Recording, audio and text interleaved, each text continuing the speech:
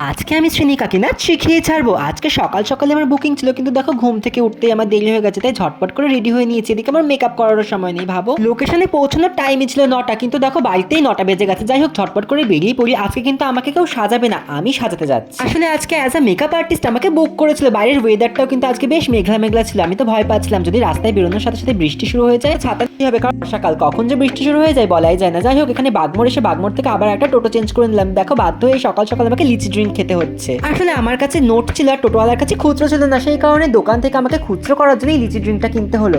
অন্য কিছু কিনতে পারতাম, বাট সেই মুহূর্তে আমার এইটা ছাড়া আর কিছুই খেতে ইচ্ছা করছিল না। ওই যে দূরে সবুজ কালারের অ্যাপার্টমেন্টটা, ওখানেই আমাকে যেতে হবে। এখানে আমাকে টোটোওয়ালা নামিয়ে দিয়েছি, ভেতরে আসতে চেয়েছিল, বাট আমি বললাম যে না থাক, আমি এইটুকু হেঁটেই চলে যাবো। আসলে টোটো যে চালাচ্ছিল সেই কাকুটা একটু বয়স্ক ছিল, তাই ভাবলাম আর ভেতরে আনতে হবে না ওনাকে, তাই আমি এইটুকু হেঁটেই চলে আসলাম। এদিকে এই ছোট্ট পুচকিটাকে আজকে আমাকে মেকআপ করাতে হবে। ওর আজকে একটা ডান্স কম্পিটিশন আছে, সেই জন্যই আমাকে বুক করা হয়েছে। এর আগেও কিন্তু আমি ওকে ডান্স মেকআপ করিয়েছিলাম। আসলে এই পুচকিটার মা মানে দেবপ্রিয়া দিয়ে কিন্তু যখনই কোনো ওকেশন থাকে আমাকেই বুক করে। দেখো ফেসের মেকআপ কিন্তু একদম কমপ্লিট হয়ে গেছে, এবার হেয়ার স্টাইল আর কস্টিউমটা পরিয়ে দিলেই হয়ে যাবে। এর মধ্যে দেখো আমাকে আবার লুচি ছোলার ডাল নিয়ে আসে, সেটাই ঝটপট করে খেয়ে নিলাম। আর এদিকে কিন্তু দেখো হেয়ার স্টাইল আর কস্টিউমটা পরানো হয়ে গেছে, একটা সিম্পল বান করে দিয়েছিলাম।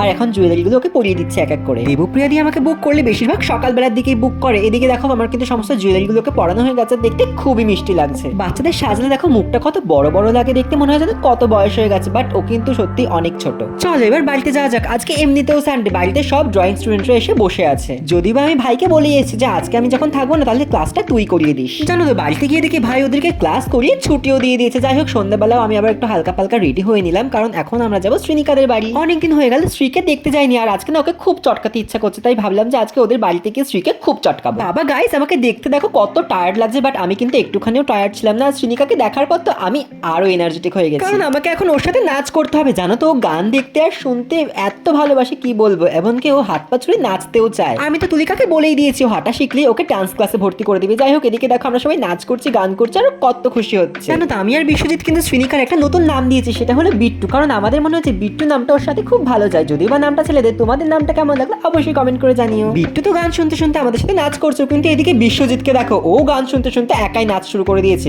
আমি যে কতক্ষণ ধরে লুকিয়ে লুকিয়ে ভিডিও করেছি ও বুঝতেই পারিনি। জানো তো আমি আবার যেমন বলিউড আর টলিউডের গান শুনতে বেশি পছন্দ করি, কিন্তু বিশ্বজিৎ পুরো উল্টো, ভোজপুরি গান শুনতে এত ভালোবাসে কি বলবো। আর বিট্টুটাকেও দেখো ও ভোজপুরি গান শুনে কেমন হাসতে শুরু করেছে। তাহলে কি ও বিশ্বজিতের মতো ভোজপুরি গান শুনতে বেশি ভালোবাসবে? কি জানি বাবা, এরকম যাতে না হয়। তোমাদের কার কার ভোজপুরি গান শুনতে বেশি ভালো লাগে আমাকে কিন্তু অবশ্যই কমেন্ট করে জানিও। দেখেছো যখনই নাচ থামাচ্ছি অমনি কান্না করতে শুরু করে দিচ্ছে। যাই হোক তোমাদের আজকের ভিডিওটা কেমন লাগলো আর আমার আর বিট্টুর নাচ কেমন লাগলো সেটা কিন্তু অবশ্যই কমেন্ট করে জানিও। দেখা হচ্ছে অন্য ভিডিওতে। আজকের জন্য টাটা, সবাই খুব ভালো থেকো।